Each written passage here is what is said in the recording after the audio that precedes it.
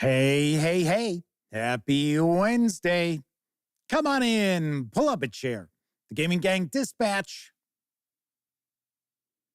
is in the air.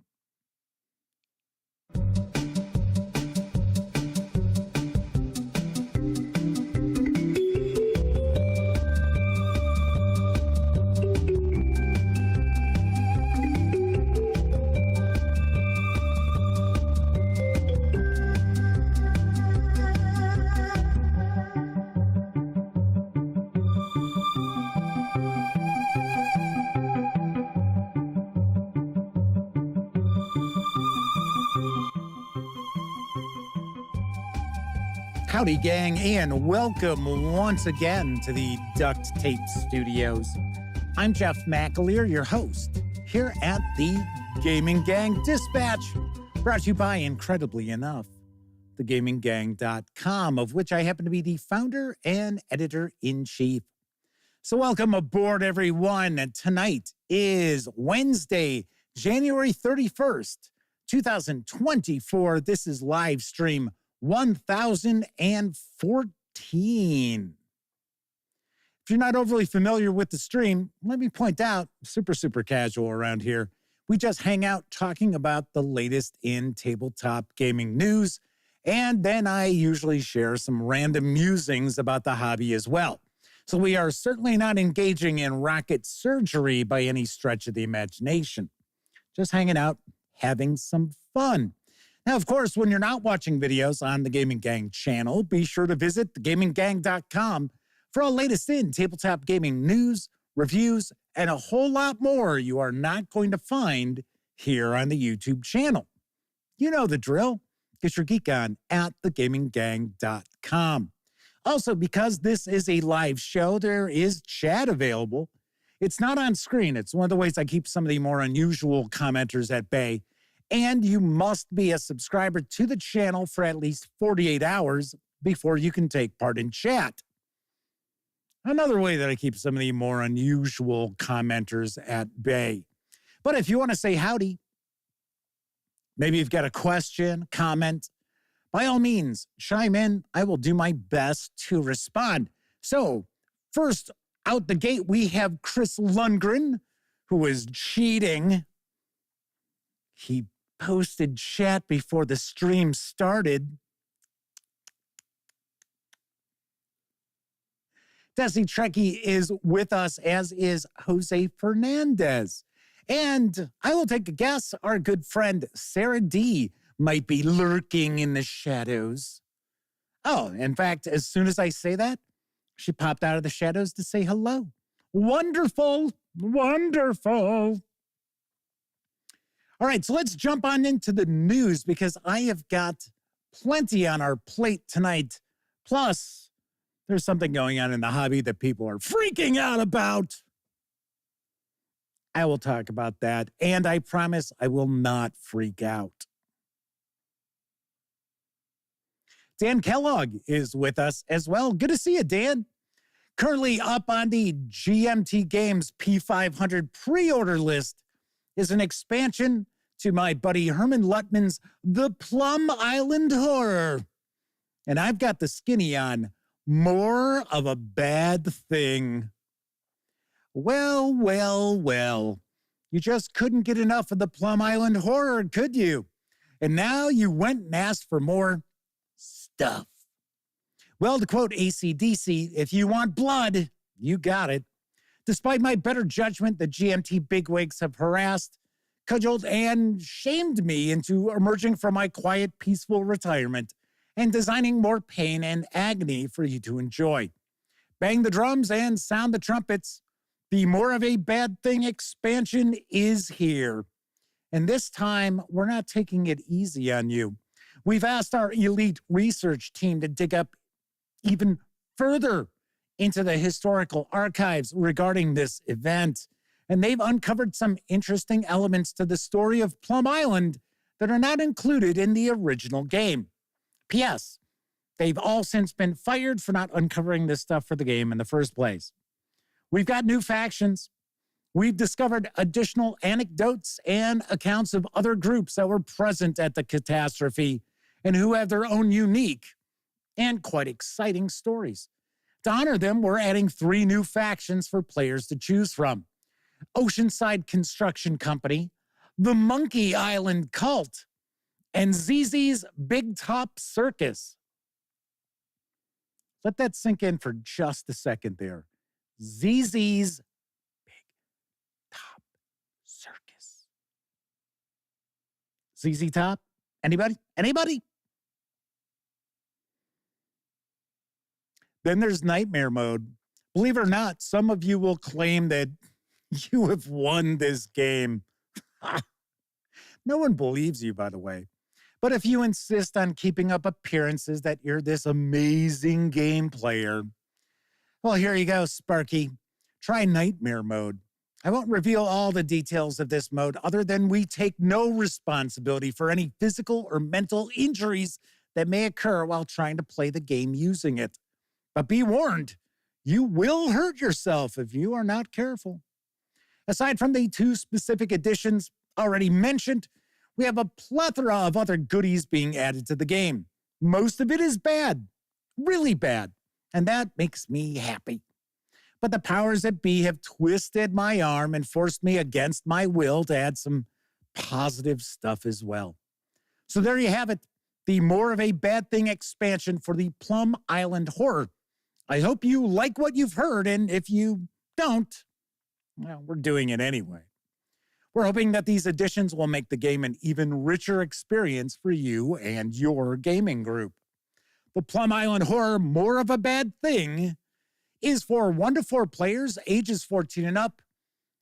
Plum Island Horror plays in about 45 to 180 minutes. I don't see that changing. And you can currently pre-order this expansion for the special P500 price of $47. It is going to eventually carry an MSRP of $68. And of course, what I just read is actually from my good friend Herman. Those are his words. And I should also point out, if you go to the P500 page for More of a Bad Thing, there is way more information than I shared. You'll get breakdowns of those 3 factions, all the new additions. So there are new event cards, there's new search cards. So there's a lot going on in this. In fact, if I had read all the information about this expansion, it would have probably taken me about 10 to 15 minutes. Probably close to 15 minutes, no joke. No joke. So, of course, I am excited for this. And I should also mention, stick around this weekend because I will have my review of the Plum Island Horror for you to check out. I know a lot of people out there are kind of curious to know how I feel it stacks up against Dawn of the Zeds. So you will find out this weekend. On to the next news story. Returning soon from Succubus Publishing is the miniatures game Midara Unintentional Malum Act 1. Here's the scoop.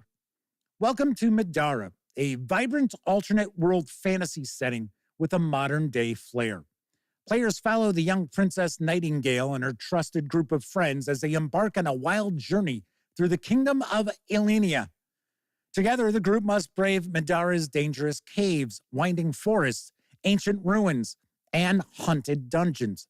They'll face moral dilemmas, battle lethal opponents, recruit new allies, and make decisions that will radically change the outcome of the adventure.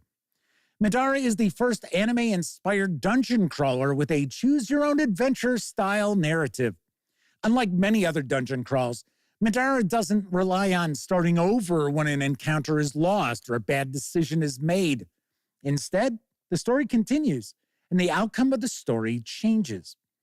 With a 483-page adventure book containing over 90 hours of content, Midara Unintentional Malum Act 1 is a unique story-driven board game, heavily inspired by Japanese role-playing game tactics, mechanics, and atmosphere. The player customization is nearly endless. Using a point-buy system, Players build their own classes by mixing and matching over 200 different items and over 110 different abilities. Madara Unintentional Malum Act 1 is for 1 to 4 players, ages 15 and up. The encounters run in length from about 45 minutes up to 3 hours. Of course, all that's going to depend on the encounter. And this will carry an MSRP of $250 when it arrives. I believe it is coming in March. End of February, early March. Now, as far as I understand, this kickstarted originally, I think it kickstarted in 2018, 2019, and it came out. And then there was another Kickstarter for, I guess, all 3 acts. Because keep in mind, this is Act 1 we're talking about here. So like, okay. So this caught my eye. I am kind of curious. Give you a great example. You're seeing some sculpts right now look really great. Now you're looking at some sculpts. When I looked, kind of zoomed in a little on that image, they looked really soft. So I don't know. I honestly don't know. There are, I believe, 44 miniatures which are included in this core set, hundreds of cards, and so forth. Could be kind of cool. Could be overpriced. I do not know. There are also some additional expansions that are also going to be hitting stores at the same time. I got to say, as far as I know, I thought I had heard somewhere through the grapevine that Tom Vassell really liked this game. So, going to float that out there for you too. Don't quote me on that. It's just saying, I seem to recall he was one of the folks who was promoting this when it had the Kickstarter. Don't know. Could be wrong. William Hell His Eye is with us, as is Kathy Evans and Preston Powell. Looks like we got a nice chat going. W Forge has arrived. W Forge popped in last night, I think 3 minutes before I wrapped. So I did not have an opportunity to say hello to W Forge. So I will make sure to say hello today. So William says, Dice Tower and his many Panama hats. Well, it is Tom Vassell. Dice Tower is more than just Tom. I mean, there are a lot of other contributors to the Dice Tower, and even more if we talk about the Dice Tower network. Travis Williams is with us in chat. Good to see you. So in my opinion, the biggest tabletop gaming news piece today is the fact that Chaosium Inc. is going to be releasing Call of Cthulhu Arkham in February. I've got the dope. On the streets of Arkham, the threat of the Cthulhu mythos is ever present. A quiet town in New England, home to the prestigious Miskatonic University, Arkham's underbelly hides criminals, speakeasies, and a witch-cursed history. Arkham is the definitive guide to the signature setting of Call of Cthulhu. You're going to find a sandbox campaign setting for Call of Cthulhu, the history of Arkham, and the Miskatonic University, details of 9 neighborhoods with over 290 locations described, new rules and skills for Arkham investigators, more than 80 fully detailed NPCs, gossip and rumors to use as scenario seeds for original stories, street and neighborhood maps, as well as floor plans of key locations, 2 Arkham City map posters, 1 for players, and 1 marked with information for the keeper, as well as a poster-sized newspaper prop of the Arkham Advertiser. Should mention, this is intended for mature players because it contains mature themes. This supplement is part of the Arkham Unveiled line and is designed for use with both the Call of Cthulhu role-playing game and the Pulp Cthulhu supplement, both of which are available separately. The 274-page hardcover with PDF is going to carry an MSRP of $59.99. I will mention the PDF is not available yet. I'm going to guess we will see it for around $29.99 at Drive-Thru RPG when it arrives. And I am excited. I am pumped to check this out. And I should mention, the reason why I've got these images I'm sharing with you is because Chaosium Inc. were kind enough to share a PDF with me. So I've got the PDF, and I am just so tempted to read it. But then again, when I share a first look video, it won't really be a first look video then, will it? I'll have cheated. But I've got to say, this looks mighty impressive. I was like, wow. So let's see, who else have we had pop in here? Alan Westenbarger, I believe this is a first-time visit with Alan in chat. Good to see you. Says, hey, I got a rare chance to watch live.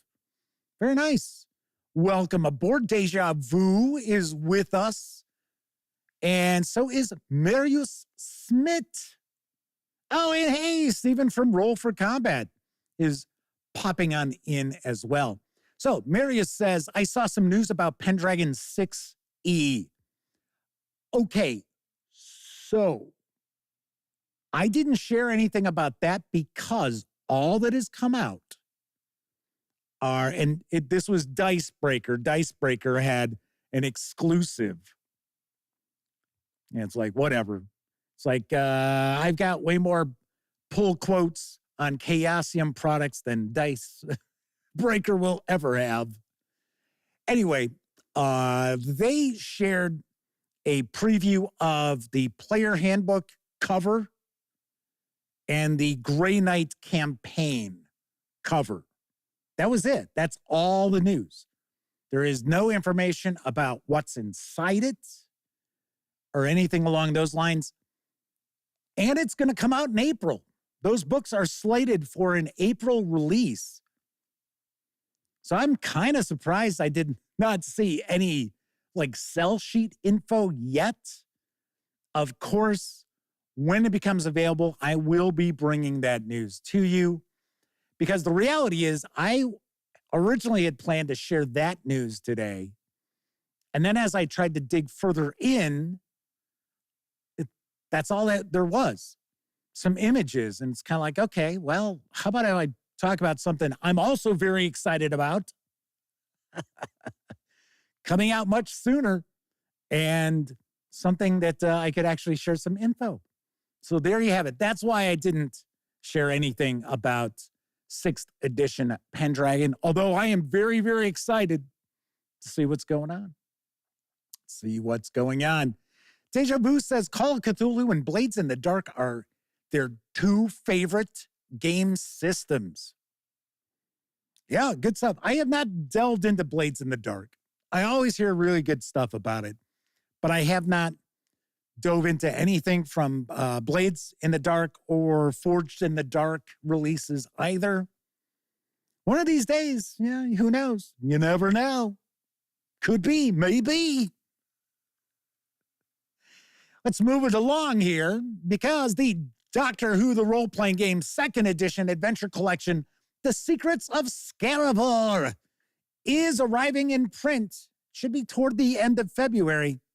I've got the latest from Cubicle 7 Entertainment. The Secrets of Scarabor. Hey, wait a second. What the hell? For crying out loud. Oh, man, I hate when I have the wrong file saved. Damn it. Hold on.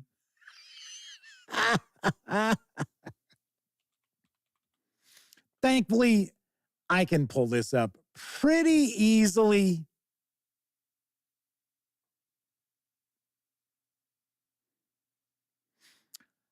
Because I was like, wait a second. Yeah, there we go. 245 trioxins with us. Womp, womp, womp. All right. So, little inside baseball regarding the dispatch. Normally, what I'll do is I work on everything on the laptop upstairs, right? The new laptop upstairs. I do all of the video editing, all that stuff, all gets done on the laptop, the brand new laptop. And what I will do is I will actually save everything to a folder for that day. And then I use Dropbox. So I pop it onto Dropbox. I come down here and I just download it.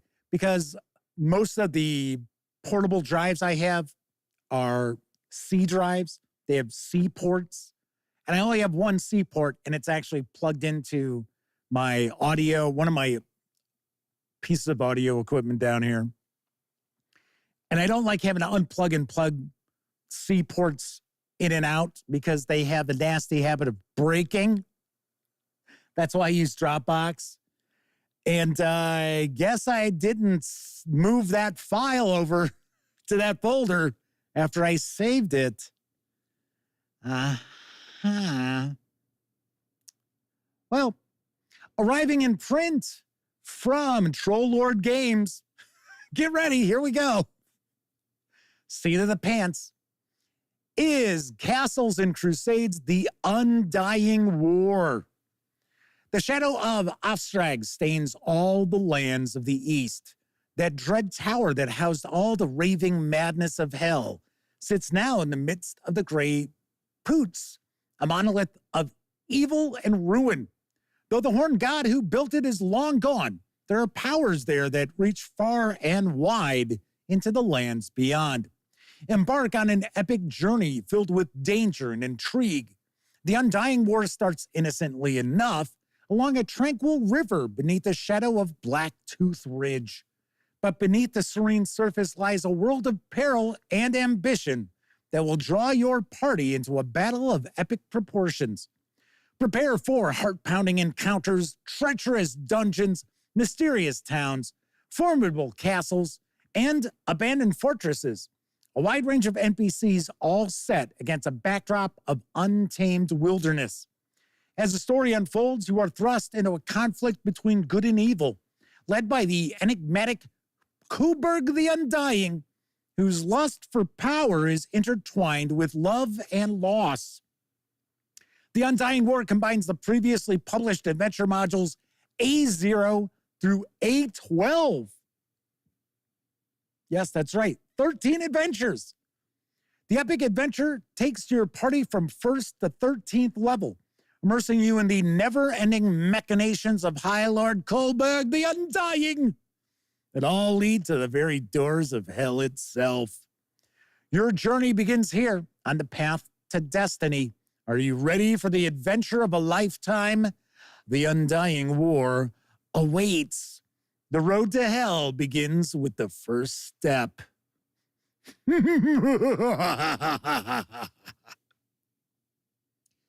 want to say this hardcover clocks in at approximately 356 pages, and it will be available. In fact, I believe you can order it right now, and it carries an MSRP of $59.99.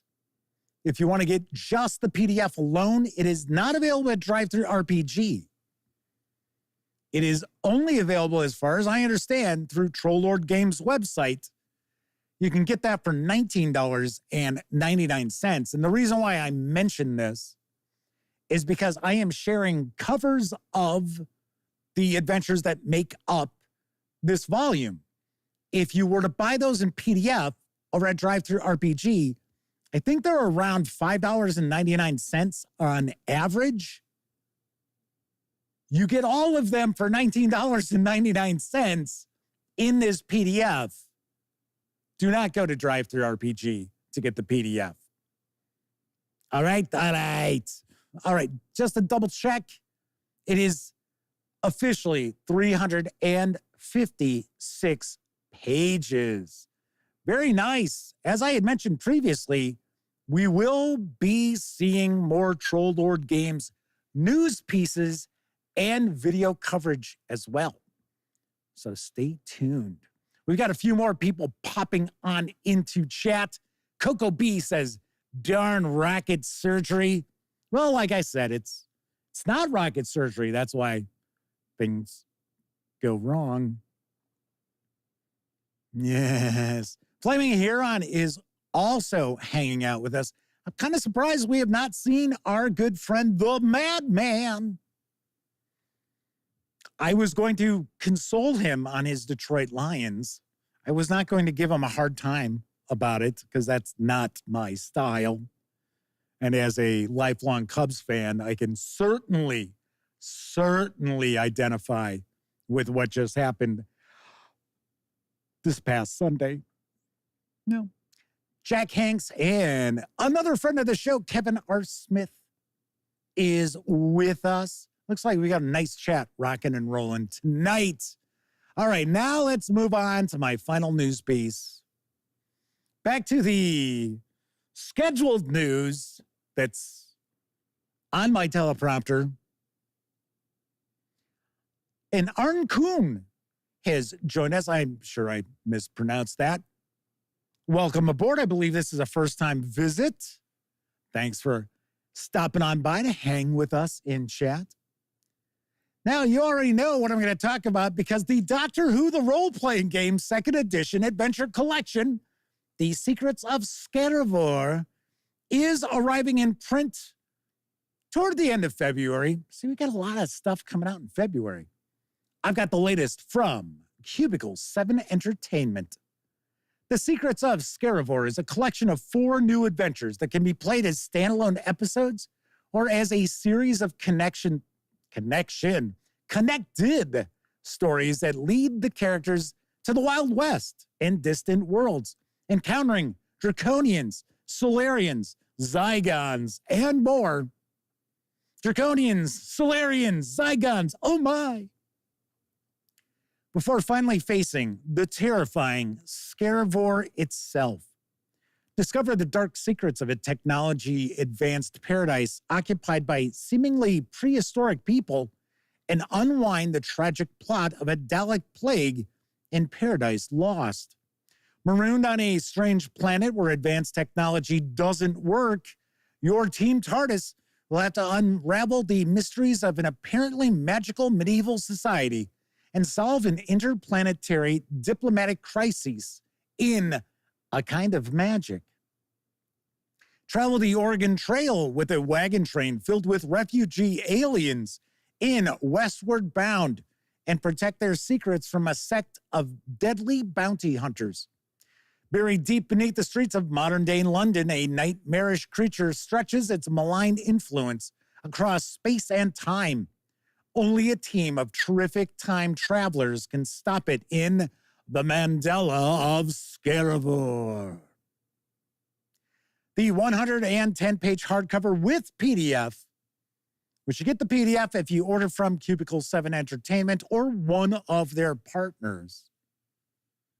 It does carry an MSRP of $39.99. When it arrives February 21st, you can grab just the PDF alone. It has been out for quite a while. Probably close to a year, maybe even a little more than a year. Grab it over at Drive-Thru RPG right now for $19.99. Very nice. Very nice. And I should point out, you will get an opportunity to take a look at this book much closer up because I think it is in transit as I speak. If not, it is shipping out. It is part of the big bunch of books coming from my friends over at Cubicle 7 Entertainment. All right, that is it for the news tonight. Of course, I was just talking about Drive-Thru RPG. Don't forget the Gaming Gang, thus the Dispatch, is affiliated with the One Bookshelf sites.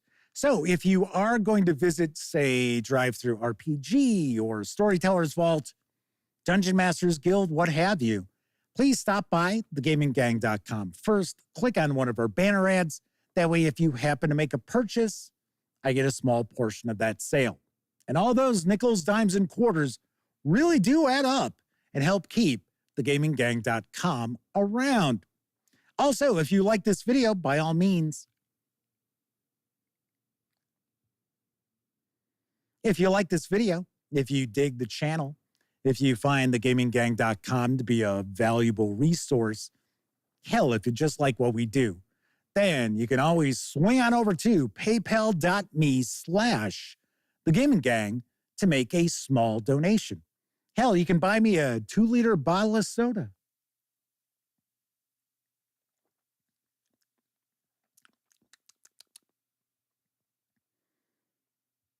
And thankfully, there are quite a few of you out there who use the banner ads and or visit paypal.me/thegaminggang. So it is much appreciated, everyone. Thank you very kindly. Kevin R. Smith says they were rooting for the Lions. They're kind of like his Browns. Won lots of championships in the 50s and 60s, but have never been to a Super Bowl. Well, the Lions have only won a championship once. Wasn't it 57? Yes. I don't know. I'll be honest. I was actually not rooting for the Lions. I was rooting for the 49ers because I had money on them. So, but I had placed a bet about a month and a half ago that the Niners were going to go to the Super Bowl. So I was like, okay, not going to root against my bet. So there is that. There is that. Somebody just mentioned the Cubs. Oh, Tessie Trekkie said, Jeff, isn't the Cubs winning the World Series a sign of impending Armageddon? Not anymore. I mean, it's been 8 years. Well, it'll be 8 years, I guess. So I don't think so. I don't know. If we live through the last president, I think we're not too concerned about Armageddon right now. Tessie Trekkie said, yeah, 2016, something bad did happen then. I guess we're kind of on the same wavelength with that. Okay, so Wizards of the Coast is going to sell Dungeons and Dragons to the Chinese.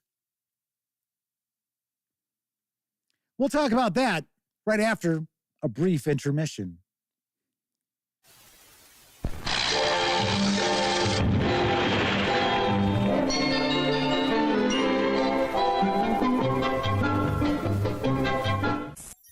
Precious, and the soda's delicious. Try some today. We are the Intermission Quartet. Some quartet.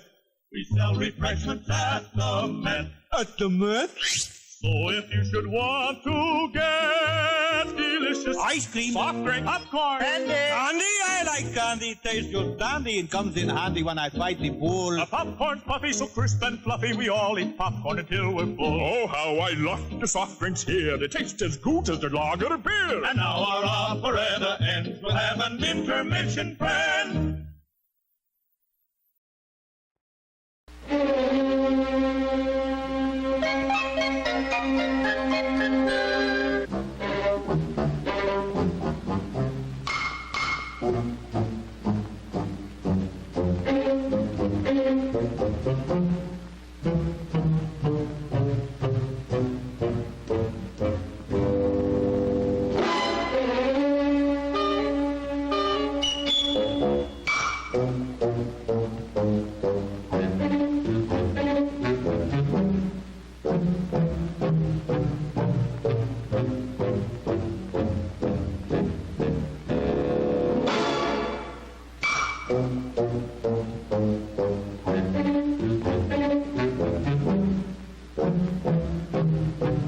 The late one is still a great one when it's Busch Bavarian beer. You know, people who don't drink Wilkins coffee just blow up sometimes. Oh, that's a lot of... See what I mean?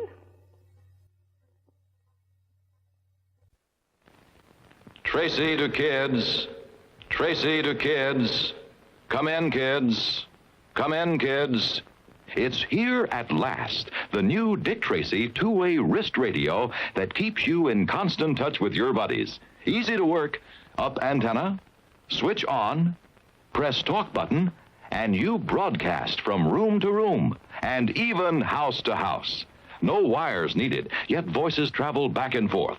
Radio on the open road from one bike to another, or when out hiking. Dad, I found a bear's cave. Be right down, son. The powerful, fully transistorized Dick Tracy two-way wrist radio is a real electronic instrument. Make sure all the fellows get their A-OK Dick Tracy wrist radio so they can keep in touch. Over and out. The one and only Dick Tracy wrist radio, wherever American toys are sold.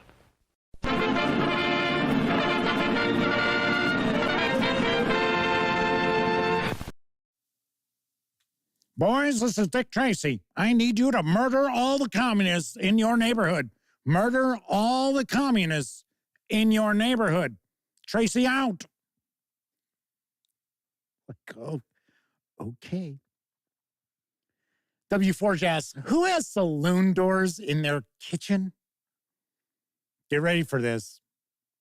No, I never did. But I remember when I was in grammar school, probably 7th, 8th grade, I remember there were 3 different kids who, at their house, they had saloon doors that went into the kitchen. And I never understood that because they ate dinner. They didn't eat in the kitchen like a lot of people do. Myself, personally, we eat at the kitchen table. That's just what we do. We're not one of the, we got to move everything into the dining room. But all of them did.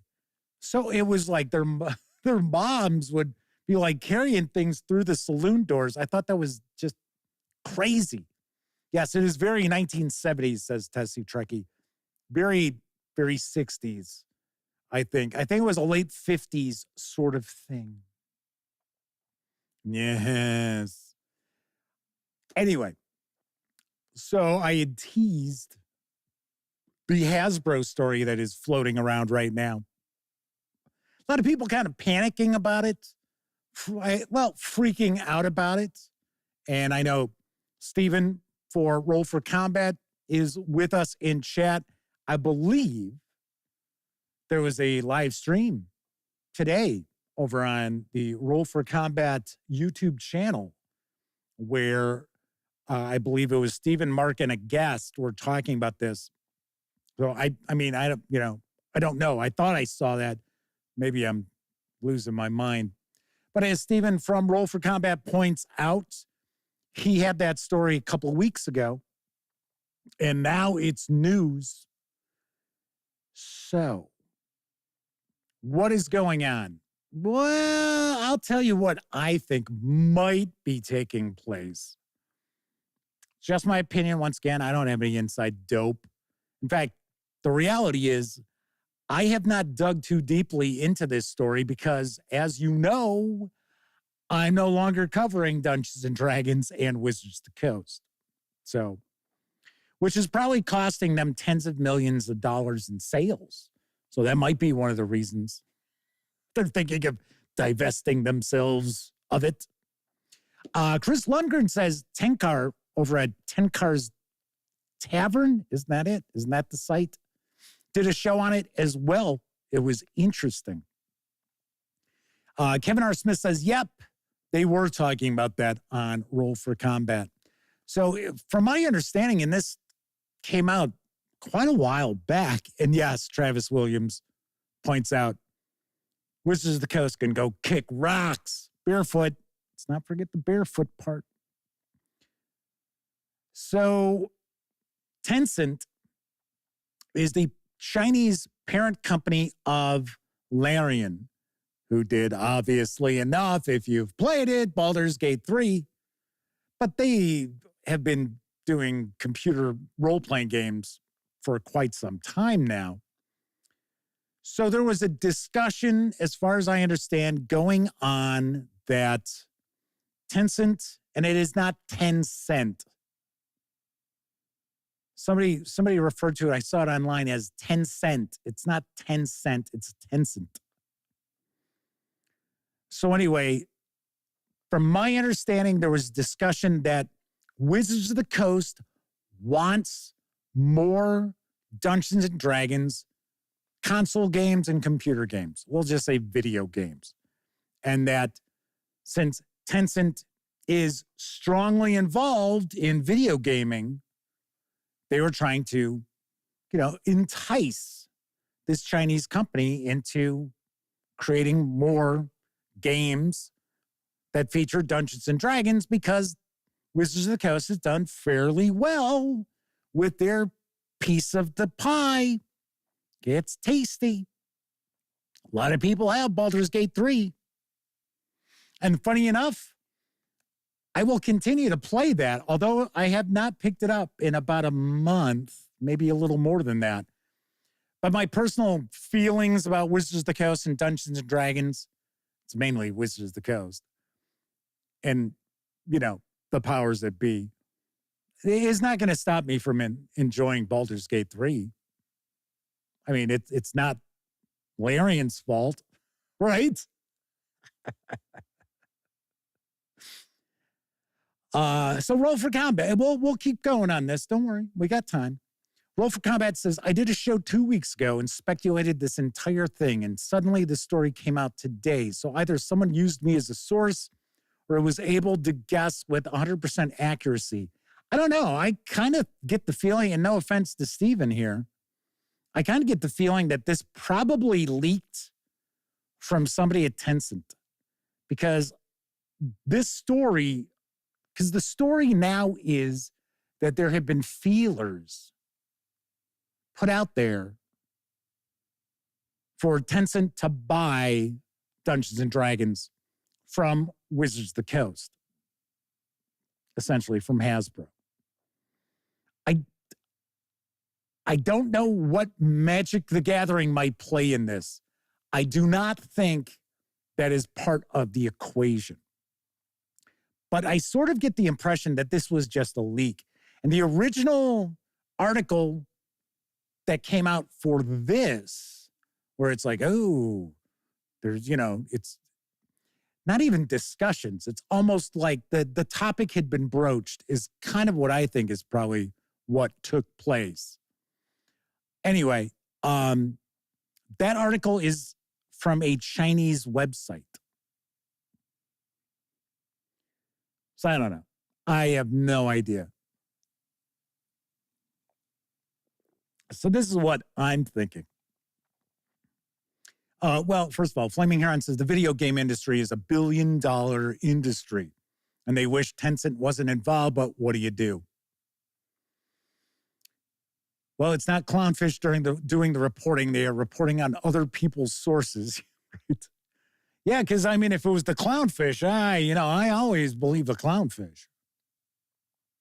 Fleming Heron also points out it's like anything, you take it with a grain of salt. Well, this is what I think probably was going on. So first of all, we have to keep in mind that Hasbro has been losing money big time. And it's probably more important to keep in mind that shareholders of Hasbro have been losing money big time, and they are not happy. So last time I looked, Hasbro stock was trading at about half of what it was at its peak. So at its peak, which is around 2019, 2020-ish, we were looking at over $100 a share. And as far as I understand, there was no split.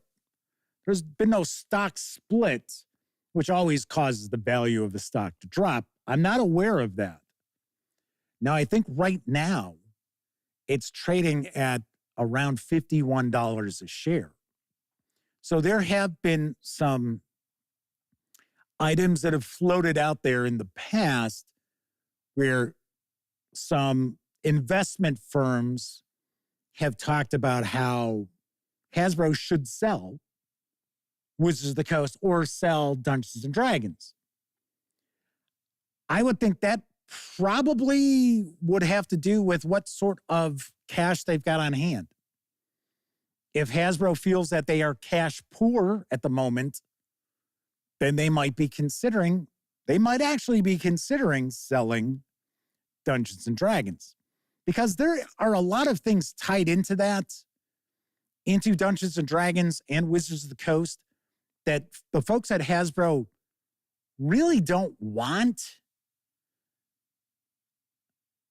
It's fairly complicated, but I have heard that there are some C-level executives at Hasbro who really don't want Dungeons and Dragons as part of their portfolio.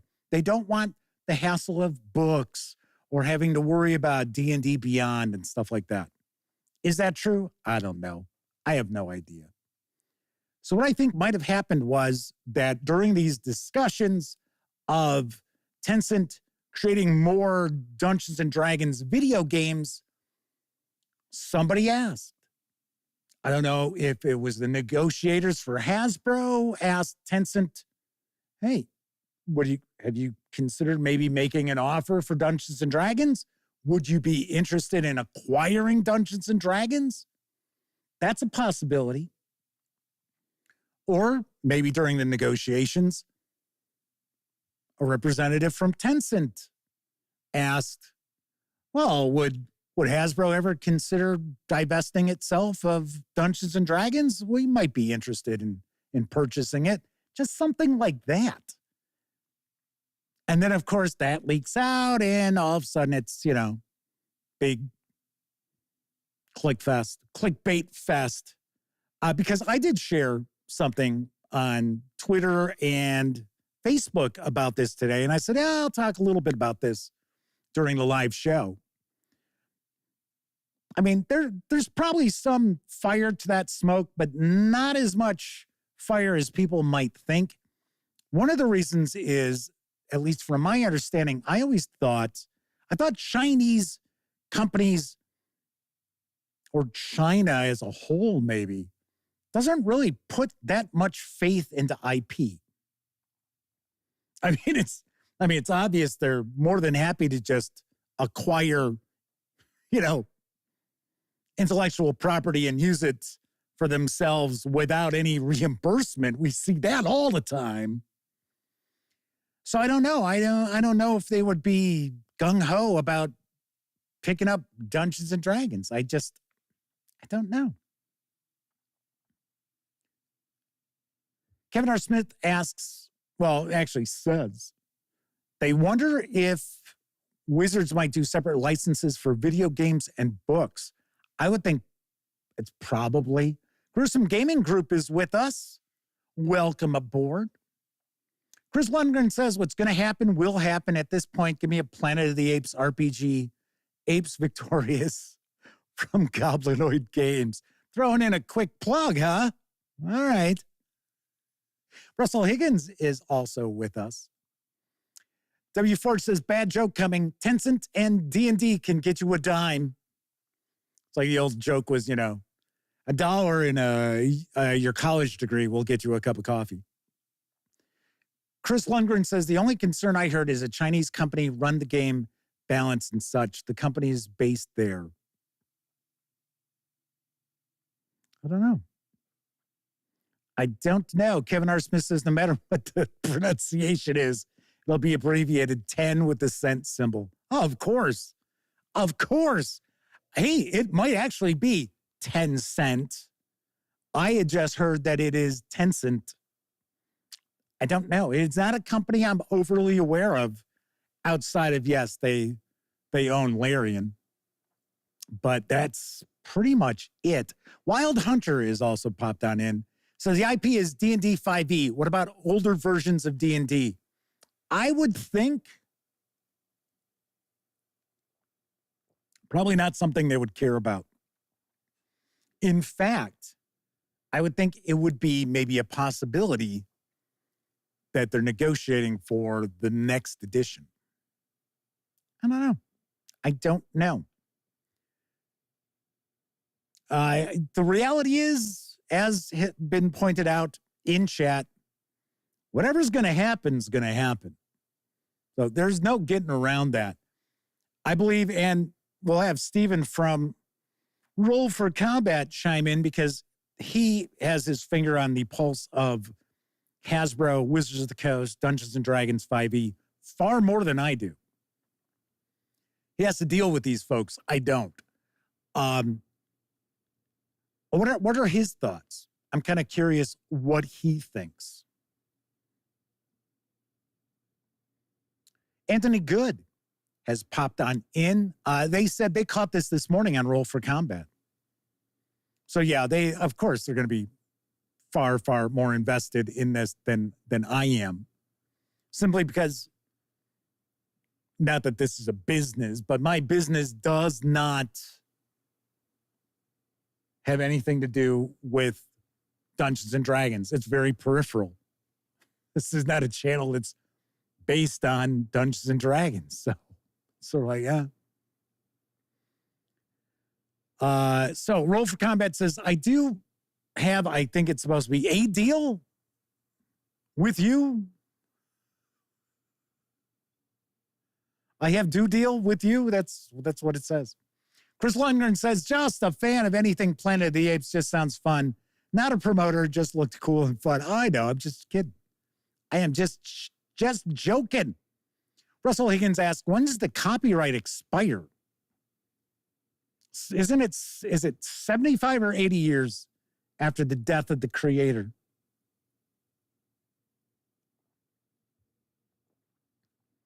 So you're looking at Dave Arneson, Gary Gygax. Dave Arneson outlived Gary Gygax.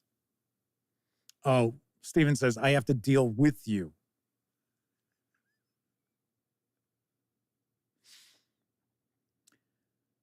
So yeah, I thought that's how it works. So, and then of course there's ways to stretch it. Alan says it's 75 years. Thank you. Chris Lundgren says, good point. Let someone else run the 5th edition product. And Wizards of the Coast only cares about 5.5. If I were Wizards of the Coast, I would simply call it the 50th anniversary edition and leave it at that. That'd be it.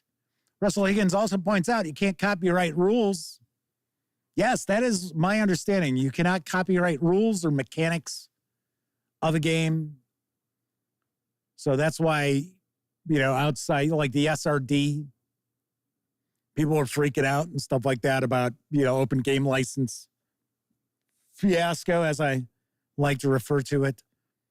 And the reality is, as long as you weren't utilizing things that were essentially property of Wizards of the Coast, yeah, I'm looking at you, Beholder. And isn't it the Blink Dog? It's either the Blink Dog or the Displacer Beast. I always forget. For some reason, I think it's the Blink Dog. And spell names and things like that. As long as you're not utilizing that, you could have all the mechanics of any edition of Dungeons & Dragons, knock yourself out because there's nothing they can do about it. Kevin R. Smith says, you can copyright the text you use to describe the rules, but the rules cannot be copyrighted. I almost said copy. Yeah, I guess it would be copywritten. Yes, the Drow. Thank you, Russell. Yeah, that's another one. I mean, there are a few. There are a good number. But they're essentially specific terms and specific creatures and spells. And of course, obviously enough, anything in the game worlds. Kevin R. Smith says, what things like the open game license allow you to do is copy and paste things from the rules without fear that the copyright holder of the text will sue you for using too similar wording. Preston Powell says they're missing the boat on that one. A 50th anniversary edition is golden. I'm right with you. I was talking about that when they started saying it was going to be called One D&D. And I said, there is absolutely no fucking way they're calling this thing One D&D. You're not going to take, I'll say it once again, you don't take 50 years of customer loyalty and brand recognition and throw it away and call something completely different. It's like,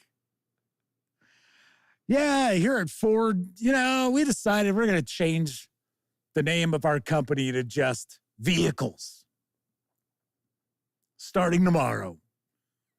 It'd be like, what? Whose idea was that? Found on the road dead, Ford. All right. Kevin R. Smith says, yes, exactly. You phrase it differently enough, you can use the same mechanics. Problem is there are few or no precedents about how close is too close. Yeah, because as far as I understand, there has never been a case that went to court regarding someone violating copyright on a tabletop game. Wild Hunter says maybe we'll get a decent 6th edition if it changes hands after an Elon Musk style clear out of the dead weight.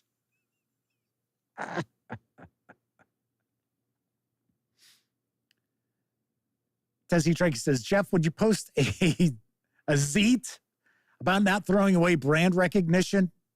I don't know. It really, I'm surprised I'm actually talking about this tonight because, as I said, I'm really not providing any coverage anymore of Dungeons and Dragons or Wizards of the Coast.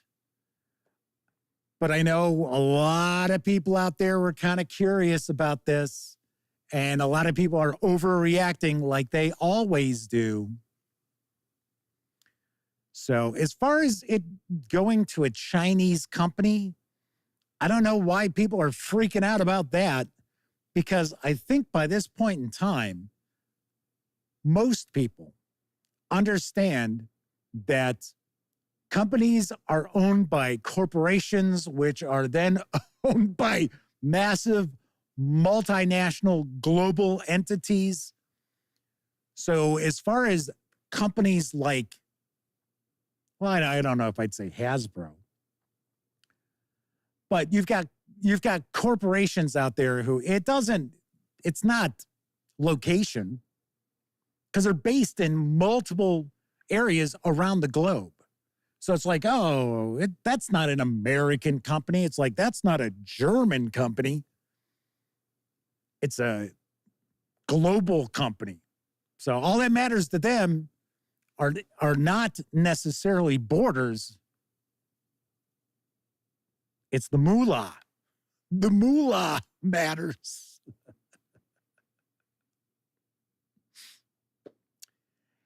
Kevin Thorpe is with us, says, don't play it, don't care. Understand that. I get that one. So Russell Higgins says, yes, but that corporation is an arm of that particular government. Oh, yeah. That is how China works. Not the only country out there that's like that, though. So Fleming Heron says, money talks and bullshit walks. That's something I say all the time. W4 says, rebrand D&D to just the ampersand. Elon Musk would approve. That's good. Yes, because as I think it wasn't it? Yes, Kevin R. Smith says, yeah, not an Elon Musk style house cleaning. He trims muscle as well as fat. Anyway, so we'll see. We'll see what happens. Now, I would say it's probably far more likely that Dungeons and Dragons does get sold to someone. May not necessarily be a Chinese company. So, but I would not be shocked, because it is something that shareholders have pushed for in the past. Because depending on what kind of shareholder you are, or what kind of investor, I guess I'll say you are, I'm sure there are some folks out there who are not really looking at long-term investment anymore with Hasbro because of how much value those stocks have lost. Jack Hank says, no respect for IP, and they would rip off writers. Most definitely would use AI for art.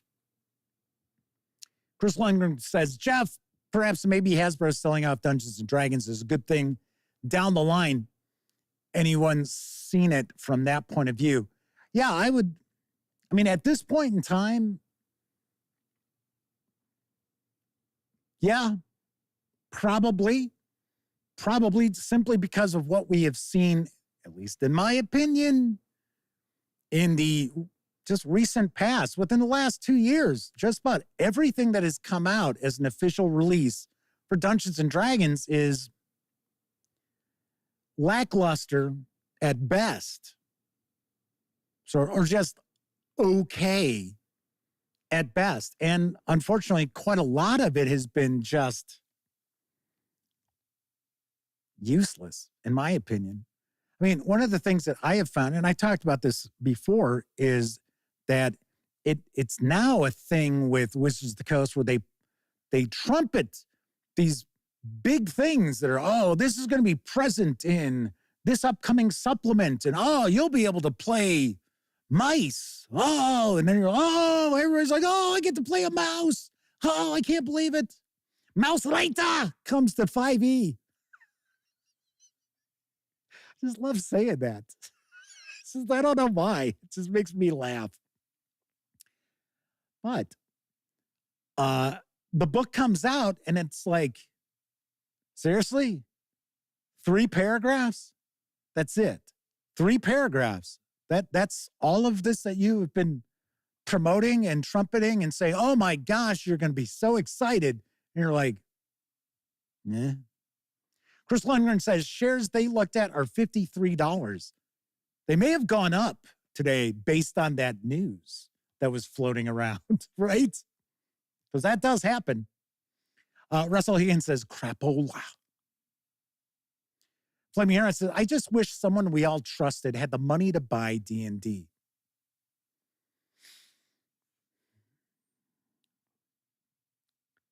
So, I don't necessarily want to come across as being an asshole.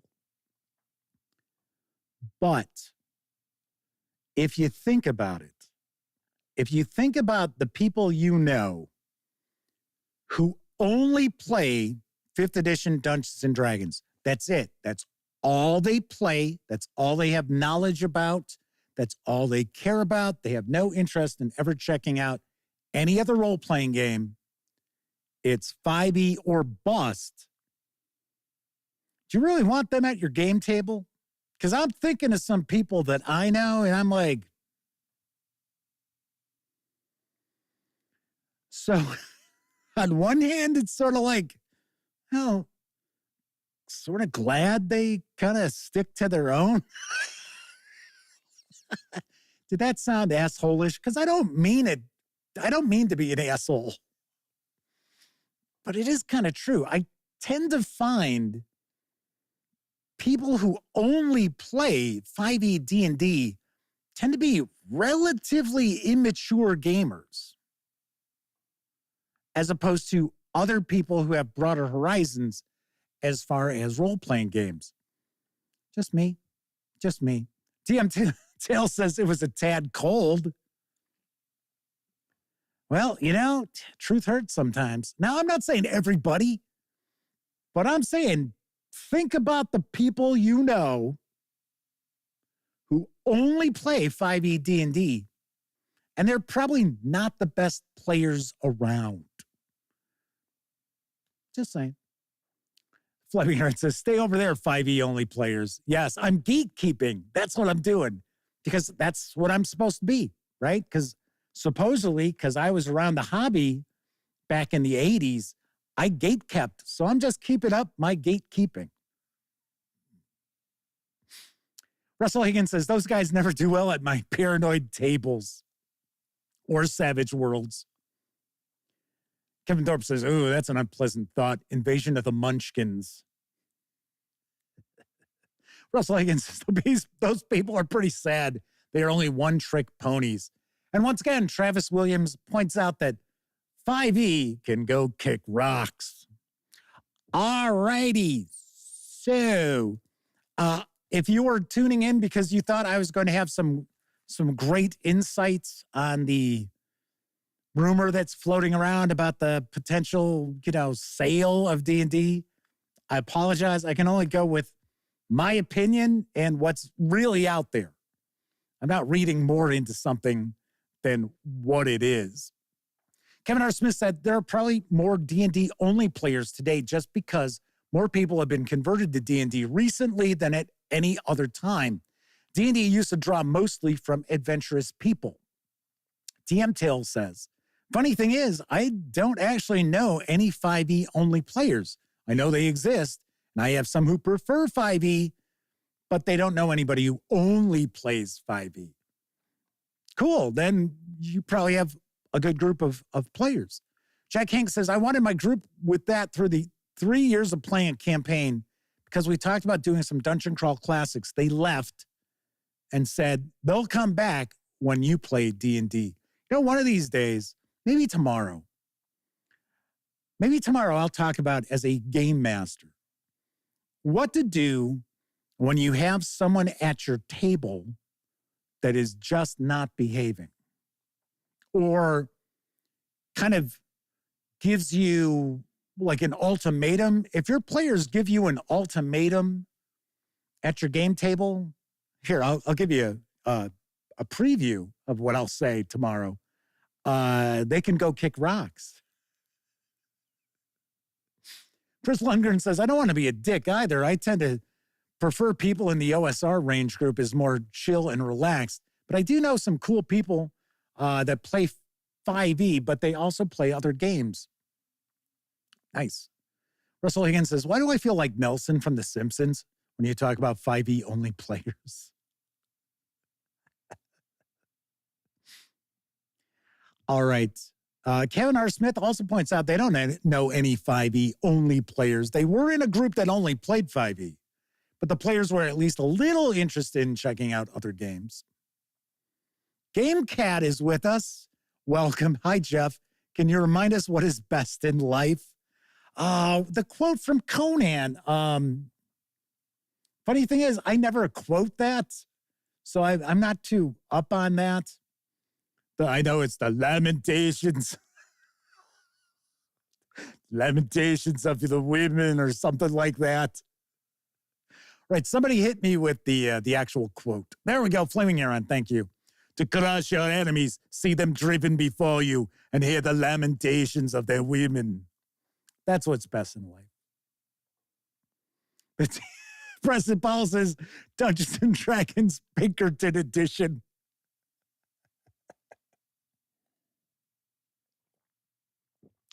Kevin Thorpe says, we must do our best to wean them off of 5e to the delights of Call of Cthulhu, Warhammer Fantasy Roleplay, Russin, and others.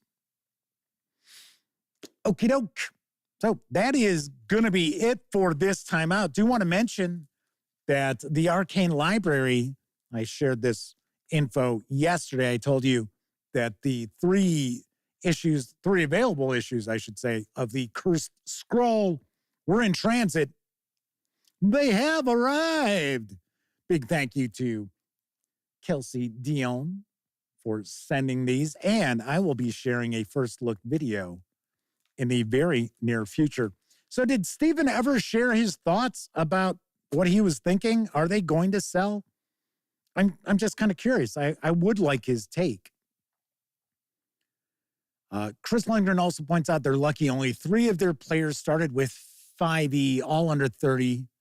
The rest started, Chris started them with Osric. They love it. And lots of other role-playing games now. Yes. Tessie Trekkie says, Conan the musical. Well, they got musicals for everything else. Might as well have Conan the musical as well.